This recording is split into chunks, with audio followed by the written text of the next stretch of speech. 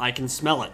Change is in the air. The armies of Tzeentch are on the warpath once more, and of the four, I'd argue they have the best looking mortals. Their forces are born and bred for one purpose here, to make ogres and the Knights of Bretonnia sad in unimaginable ways, at least on paper. Elite Halberds, Barrier, and Spawn all seem nightmarish for Zalady. The battles aren't fought with pen and parchment, they're fought in the trenches with mud and blood. Perhaps the Fae can lead her people to victory against this new menace. Today, I am playing its original Pudgington, the second place finisher in the recent Summer Championships, and we are testing what I thought might prove to be a difficult matchup for Bretonnia. You could definitely rock Village here, but the Chaos Sorcerer on a disc is infinitely better in terms of maneuverability, which is what you want to position your blue and pink fires on a spread out battlefield. Paragon of Change passively replenishes barrier of nearby allies, so you can park them over wherever your line's faltering and essentially give them regen.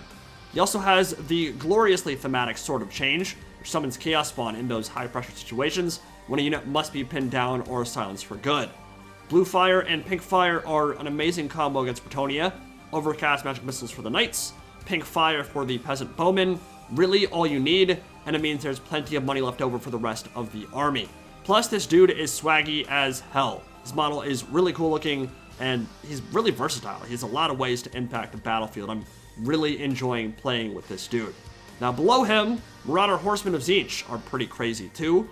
Warp Flame Missiles, Magic Attacks, Barrier, good versus Demons, good versus Knights. Immediately one of the best light cav units in the setting, I think, and some fancy looking projectiles to yeet at opponents. What's not to love?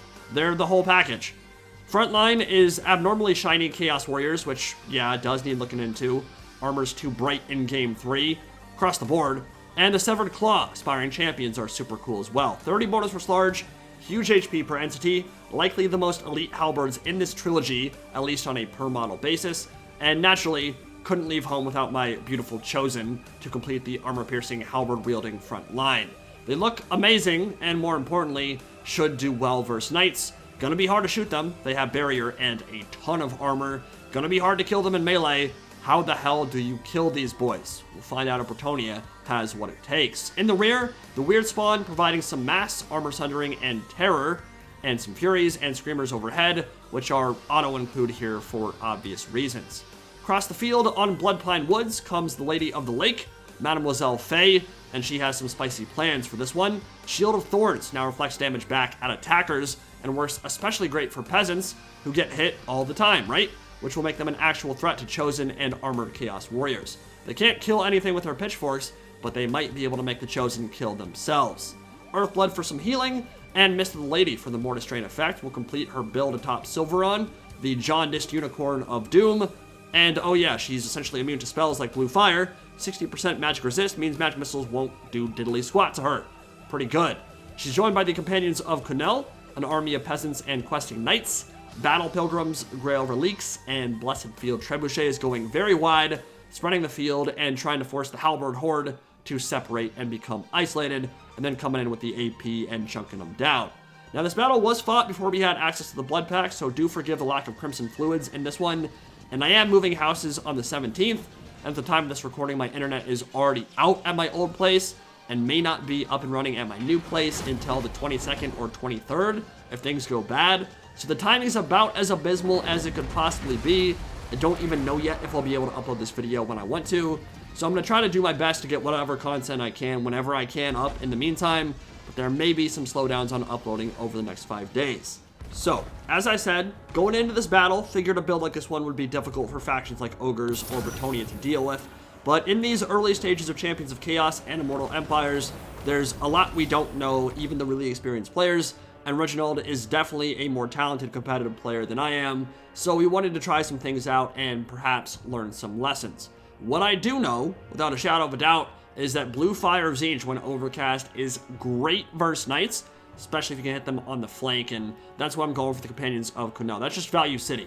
Every single time I overcast magic missiles at them and take some models off the field, they have no way to bring them back with regrowth, with Earthblood. No heal will regen that model, and that is a nice way to start the game, especially if I can keep that train running and keep doing it over and over and over again. So I realized that my Chaos Warriors had already lost their barrier, running them away from those terrifying peasants. Pink Flame going off in the background as my Marauder Horsemen take a lot of focus fire from the Peasant Bowmen, and the Companions of Knull move up. And this is the Dastardly Deed from the Fey Enchantress. Warpflame is active on the Peasant mob, so who knows how long they'll last, but they've activated their Shield of Thorns.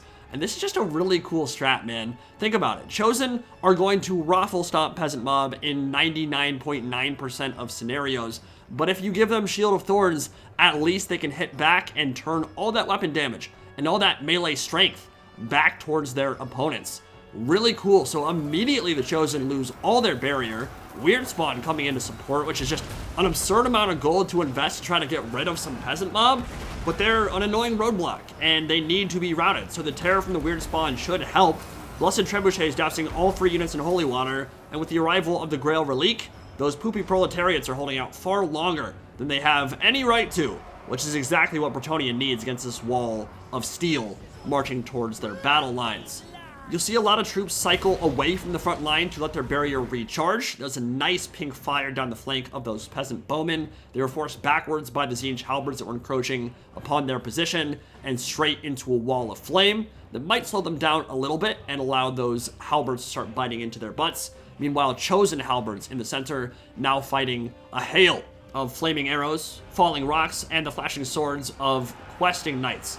Blessed Field Trebuchets have done a lot for the armies of Bretonnia so far, and the Peasant Bowmen are really spread out, doing a good job getting focus fire in on some of these high-value targets. Furies and Screamers coming in to see off those questing knights, and the Grail Relique is fully isolated now, barrier dropping on a lot of the Tzeentch units in the center, and an Earthblood to keep those peasants in the fight near the Fey. Blue fire again towards the Companions of Knull, and again sighting down a significant portion of those mounted elite. 43 warriors when the magic missile began, only 33 after it ripped through their formation.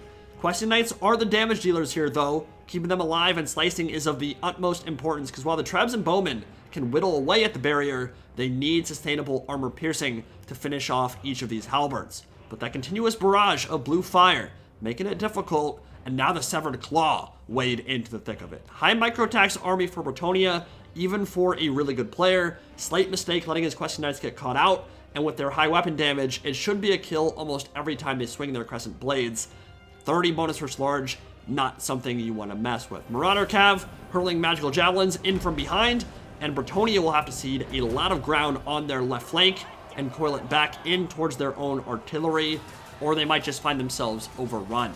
The Marauder Javelins can put a ton of pressure on the Questing Knights, because the Knights of Bretonnia cannot catch up to them, and their physical resistance will be useless against those magical volleys. Furies diving into the rear, thinking about silencing the archers, but instead deciding to go after the trebuchets in the back, which are widely known for their ability to hurl 90-kilogram projectiles over 300 meters. Very spread out battlefield, as I've said. Really interesting so far. A lot of micro on both sides, but certainly a harder job for Bretonnia, because cavalry builds are always harder to micro than infantry ones. Another disgusting blue fire. The value from that spell has been quite tremendous, and now Marauder Horsemen with their barrier down, feinting a charge into the peasant archers, forcing the companions to respond and perhaps exposing them to even more magical volleys, while the Severed Claw push up and force the artillery crews off their trebuchets. Marauder Cav are forced to run away. They've lost their barrier and they are routing. Furies diving into the rear, but Questing Knights are patrolling and protecting their trebuchet crews. Weird Spawn in the center barrier is regenning. Chaos Warrior Halberds and some of the Chosen have punched their way through. And the reality is, if you're playing as Tzeentch here, you probably would want to be more in a compact formation. Another really nice pink fire on the Peasant Bowmen. The problem is, the Bretonnians are forcing this game to be very spread out, utilizing the entire battlefield, and that's making it a lot easier to isolate some of these halberds, but they've kind of conglomerated over on their left flank, forging into a spearhead to punch deep into the heart of the Bretonnian formation. They've inundated the back lines of Peasant Bowmen, running them over with the Weird Spawn and Chosen Halberds. Now Screamers diving into the rear, a lot of routing on that side, and even the Chaos Sorcerer getting stuck into the thick of it with a Severed Claw, regenning the barrier of those aspiring champions, and turning his attention to possibly shutting down the trebuchets in the back. I think those are the blessed version. We've done a lot of damage as Tzeentch was encroaching on this army. And he's just gonna go straight up Tony Hawk Pro Skater here, dude. 360 varial McTwists into hold my dick, McNugget, shish kebab, halberd wreckage. Get wrecked, poop it. I don't know the name of tricks, and I don't watch skateboarding, okay? I'm sorry. Hey, that looks pretty cool, though. And he's straight up pimping right now. I mean, he looks stylish as hell. Severed Claw closing into the Peasant Bowman. And Marauder Horsemen. Now, this is really interesting. Questing Knights are hot on their heels, but those Marauder Horsemen will be able to continue firing as they escape. That blue fire was actually completely blocked by the forest, so I don't think that was intentional, but ended up working out real nice, because if that tree had not been there, Questing Knights probably would have been ravaged by that overcast magic missile. That is the nice thing about the Sorcerer on disc, too. He's got the barrier, so every time he overcasts and miscasts, he's just dealing damage to his shield, his overshield, rather than his actual HP bar. We just saw the Fae Mortis drain the Chosen off the map, and the Companions of Kunel charge straight head-on into the Aspiring Champion Severed Claw. The Questing Knights chasing after the Marauder Horsemen have been completely torn apart by the Parthian tactics of those Javcav, and the blue fire continues to rain down from the Chaos Sorcerer. Faye is still healthy, and she's Mortis training the Halberds, which is exactly what she should be doing alongside the Holy Wardens of Lama Santel Abbey. Furies, Screamers, Halberds, Weird Spawn, all of it continuing their inexorable advance, and it looks like Paravon can't hold much longer. Their trebuchets torn down by the Marauder Horsemen, who are out of ammunition but diving into the back lines now. All of their cavalry has been routed. Peasant Bowman out on this flank, isolated, completely alone. And guess what? Chaos Spawn in the late game. That is so brutal to be holding on for as long as he was able to deal this much damage, and then watch your army losses kick in, balance bar completely shift, and suddenly have to deal with another full unit of monstrous infantry. Crazy battle. And I think it is a decent demonstration of how this matchup will go for Bretonnia. I don't know for sure that this is going to be a hopeless scenario for the Knights of Zeladi. I think it is going to be a challenging matchup for them, though. When you look at what Tzeentch can do now with their mortals, with a halberd front line, with their skirmish cav, being able to soak up Peasant Bowman arrows and fire past the physical resistance of Bretonnian Knights. How do you deal with the Chosen? How do you deal with the Chaos Sorcerer on disc, who can't be caught by pretty much anything? I mean, Pegasus Knights might be able to zone him out, but they're going to get murdered by Screamers and Fury combos together. It's way too early to be able to completely and correctly diagnose how all of these disparate and wildly different matchups are going to go down. But just when I look at what the tools of each faction, what they have on paper, it does seem like it will be a challenge. Now, that is me analyzing this matchup from a competitive standpoint. If you're on ladder, if you're playing with your friend, if you out micro your opponent, you have as good a chance as anybody to defeat a Tzeentch army like this one. If you're playing as Ogres, if you're playing as Bretonnia, they certainly have tools, they certainly have teeth.